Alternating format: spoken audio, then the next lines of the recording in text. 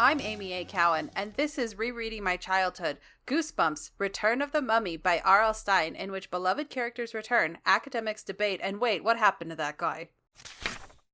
Like any good horror series, there has to be a sequel, and the Goosebumps series has several. Today's review is Goosebumps, Return of the Mummy, a direct sequel to Goosebumps, The Curse of the Mummy's Tomb. If you remember my review, I enjoyed that book. Can this one live up to the original, or should it be sealed away for thousands of years? Gabe, our favorite mummy hand holder, is back in his ancestral home of Egypt. Once again, his Uncle Ben Hassad, archaeologist extraordinaire, is on the verge of a huge discovery in a pyramid, the tomb of Tutankhamun's cousin, a prince named Koru. Along with Uncle Ben, we have returning character Sari, Gabe's cousin and antagonist, Dr. Omar Fielding, Uncle Ben's antagonist, and Neela Rahmad, a journalist. Will the tomb be a great discovery that will lead to a new understanding of the ancient Egyptians, or will it be empty and pointless like Geraldo Rivera standing in Al Capone's empty vault on live TV, something we should never forget happened? The previous entry, The Curse of the Mummy's Tomb, featured a smaller cast and focused on the dynamic between the cousins. The kids shined in its straightforward plot. With the Return of the Mummy's extended cast, the kids no longer drive the plot, and instead we are treated to more twists and plot elements. It's not better or worse, it's just different. And that's the thing, I enjoyed extrapolating the differences in ways events are perceived by the kids versus the adults. The kids, Gabe and Sari, are surprised when a character reveals their nefarious intentions, but none of the adults are surprised. Gabe and Sari mistake general academic debate for ire and jealousy. The kids use subterfuge and light stalking to solve their problems, while the adults have a conversation and consult emergency services.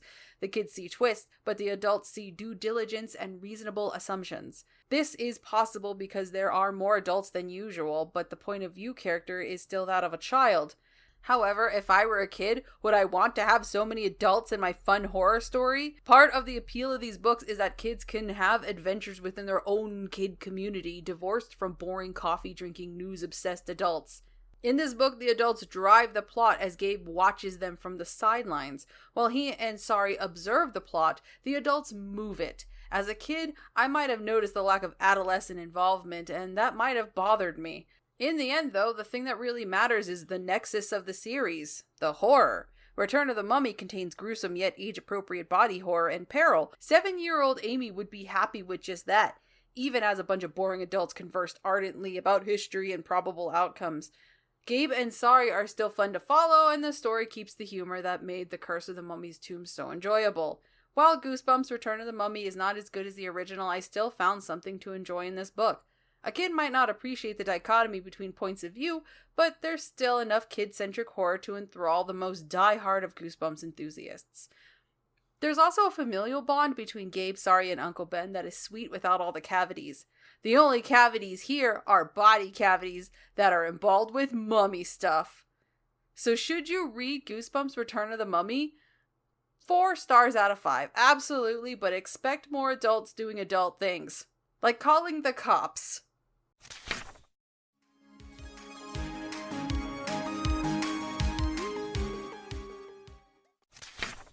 Gabe is on a plane to visit his Uncle Ben and his cousin Sari. He still has the mummy hand, known as the Summoner, from Goosebumps The Curse of the Mummy's Tomb. You know, the one that controls mummies. A very powerful artifact like that belongs in the hands of a tween, a group of people who are known for their responsibility. After he lands, Gabe thinks a random guy is his uncle before finding his actual uncle and his cousin. Again, this kid has a powerful mummy PlayStation controller in his pocket. While he may not be the most observant kid, Gabe has thoughts that resonate with me. I think of myself as a typical American kid, but there's still something exciting about visiting the country where your ancestors come from. I also consider myself a typical American. Well, not a kid anymore, but adult enough to purchase alcohol and guns, and American enough to do both at the same store. But there is something about leaving your usual surroundings and visiting the faraway place where your ancestors walked. It connects you to a time before your own in a very tangible way, and makes you contemplate the lives of the people who came before. What decisions helped them survive? If they had made different choices, would you be here? You wonder if they're still out there, checking in, satisfied with their progeny using their precious time to review kids' books. Anyway, a mummy attacks Uncle Ben while Sari and Gabe watch. Just kidding. It's a friend of Uncle Ben's in a mummy costume. His name is John. Please remember it. I'm sure John will return in a glorious third act reveal wherein he saves the day. Or I will make a note of this man and expect the third act reveal, but he won't return and disappears from the world like the many mummies that the British consumed. It's the latter. Uncle Ben has a gift for Gabe, an amber pendant with a scarab inside. Sorry thinks it's gross, I think it's cool, Gabe thinks the scarab moves. Uncle Ben and his team of nameless archaeologist assistants are on the verge of opening the tomb of Prince Koru, King Tutankhamun's cousin. I didn't know if King Tut actually had a cousin with that name, so I did what anyone does. I asked AI and destroyed a pond. And according to AI, not only was Koru King Tut's cousin, Koru also married Nefertiti and perfected the recipe for Rice Krispie treats. That was a joke. I googled it because I'm not inept. Koru is exclusive to the Goosebumps universe, therefore he is not real, but that's okay. I don't confer with Goosebumps for historical accuracy. Just as they are about to enter the tomb, a very pretty journalist named Neela Ramad stops them. Neela is wearing the same pendant as Gabe, except it's just the amber, no scarab. So she's wearing tree detritus around her neck. Very nice tree detritus, no shade. I would wear amber around my neck if I could. I regularly wear rocks, and you could argue that rocks are earth detritus. Jewelry aside, why is a journalist from the local paper here? Neela wants to accompany them into the tomb. Uncle Ben is taking his 12-year-old daughter and his same-age nephew, and Neela is, once again, very pretty because the book likes to remind me. So why shouldn't she join them into the unknown? The more people, the more bodies to chuck at rampant, reanimated mummies. Omar Fielding is why not. He is a fellow academic and doesn't think they should open the tomb. He is concerned about a curse. The warning is very clear, Dr. Fielding continued heatedly, his tiny raisin eyes narrowed at my uncle. If anyone should disturb the prince, if anyone should repeat the ancient words written on the tomb 5 times, the mummified prince shall come to life, and he shall seek his revenge on those who disturbed him. The ungrateful mummies, they get a second chance at life and they never appreciate it.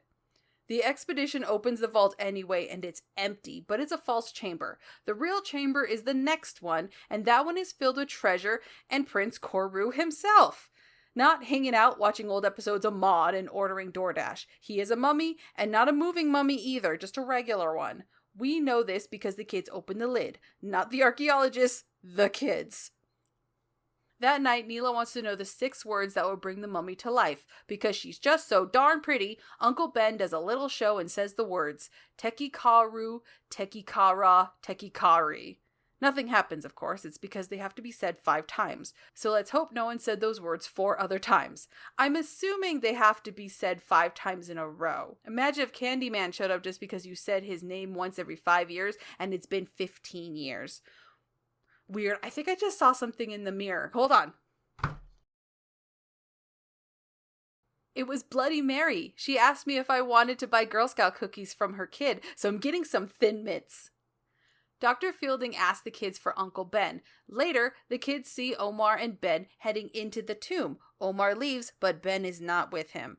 The kids are concerned because Omar and Ben were fighting earlier, so they assume the worst and enter the pyramid to save Ben.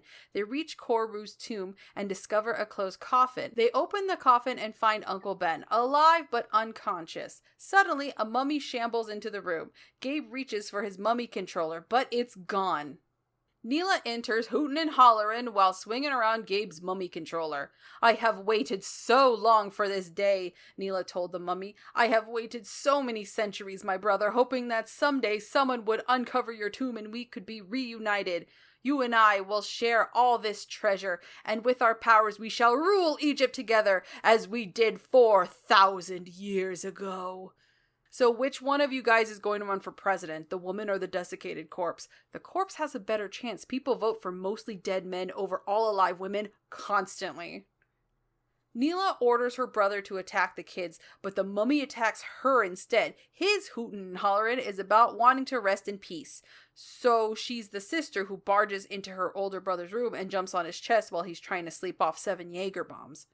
During the attack, Neela's amber necklace falls to the floor and shatters. She screams. That amber was her home for the last couple of 1,000 years. Long ago, she turned into a scarab, crawled into the amber, and lived there. Eventually, she left her micro-apartment, posed as a journalist, and stole keychains from tweens. She goes back into the scarab, and Koru goes back to sleep.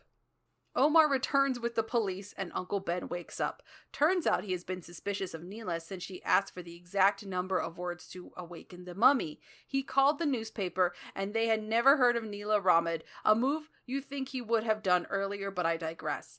Omar saw her entering the pyramid, so he and Uncle Ben followed her. She attacked Uncle Ben and Omar ran to get the police. Neither Uncle Ben nor Dr. Fielding saw Prince Koru and they are leaving the manhunt for Neela Ramad to the police. Sari thinks Dr. Fielding is jealous of Uncle Ben's work, but the mundane truth is that Dr. Fielding has some serious concerns about opening a tomb. Is the pursuit of knowledge at the expense of the wishes of the dead a worthwhile exchange? Is there another way to study the past that doesn't disregard the people who lived during that time? Are the people of the past being myopic when they insist on keeping their secrets? In a way, aren't they disregarding the people of the future? Meanwhile, Gabe is so enamored with Neela that he doesn't suspect her, but Uncle Ben saw right through her charms, well, not quickly, but certainly before Gabe. The kids think Dr. Fielding left Uncle Ben to die, but Dr. Fielding was doing the responsible thing and calling the authorities. Kids are usually pilots in Goosebumps books, but Gabe and Sari are moved to the side while the adults take care of the situation. Uncle Ben isn't perfect. He allows children into a dig site, and it takes him a few days to call the newspaper and ask them about staffing. But all things considered, Dr. Fielding and Uncle Ben move the way semi-responsible adults would move. And while Gabe and Sari are sort of relegated to side characters in their own story, they still get to have a spooky, magical adventure. In the end, I like the juxtaposition between the supernatural elements and the regular, boring adult elements. As an adult, you could make a case that none of this happened. A crazy lady attacked Gabe, and to cope with the trauma, he made up a story about a mummy coming to life. I don't really like to think like that. As far as I'm concerned, the adults were doing the responsible things while a 4,000-year-old scarab lady attacked Gabe and Sari and a mummy came back to life. Plain and simple, I don't think this is complicated.